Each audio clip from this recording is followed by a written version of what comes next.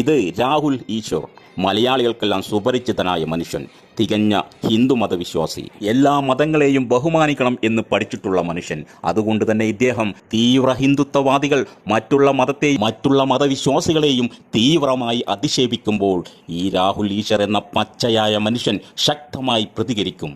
അതുകൊണ്ട് തന്നെ ഇദ്ദേഹം തീവ്ര ഹിന്ദുത്വവാദികളുടെ കണ്ണിലെ കരടാണ്. ഇവിടെ രാഹുൽ ഈശ്വറിന് വന്ന ഒരു അനോണിമസ് കോൾ എന്താണെന്ന് നമുക്ക് പരിശോധിക്കാം. രാഹുൽ ഈശ്വർ ഹിന്ദു അല്ലേ? അതെ. ഇത്രയും ബ്ലൈൻഡ് ആയിട്ട് ഈ ഹിന്ദുത്വത്തിന് എതിരായിട്ട് വന്നേക്കുന്നതിന്റെ റീസൺ എന്നാ? കാര്യം ഹിന്ദുത്വം ഹിന്ദു അല്ല. ഹിന്ദുത്വം എന്ന് പറഞ്ഞാൽ നിരീശ്വരവാദ ഹിന്ദുയിസമാണ്. ഹിന്ദുക്കളിലെ പൊളിറ്റിക്കൽ സാധനമാണ് പൊളിറ്റിക്കൽ ഹിന്ദുത്വം. ഇപ്പം ഗാന്ധിജിയോ വിവേകാനന്ദനോ ഒന്നും ഹിന്ദുത്വവാദികളായിരുന്നില്ല, അവർ ഹിന്ദുക്കളായിരുന്നു. അപ്പൊ ഹിന്ദുത്വം വേറെ, ഹിന്ദു വേറെ. ഇപ്പൊ നമ്മുടെ വീര സവർക്കർജിയാണ് ഈ ഹിന്ദുത്വം കൊണ്ടുവന്നത്. അദ്ദേഹം നിരീശ്വരവാദിയായിരുന്നു.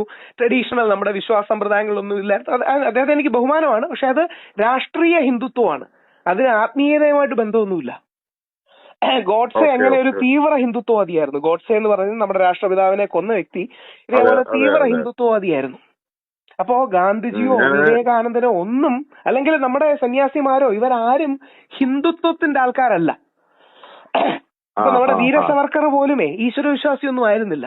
നമ്മുടെ ഈശ്വരവിശ്വാസം, അമ്പലമോ, ആചാരം, ആത്മീയത, സന്യാസം, ഇത്തരം കാര്യങ്ങൾക്കൊന്നും വീര സവർക്കർക്ക് യാതൊരു താല്പര്യവും ഇല്ലായിരുന്നു. അത് വേണമെന്നല്ല, പക്ഷെ അങ്ങനെ ഒരു വിശ്വാസിയെ ആയിരുന്നില്ല അദ്ദേഹം.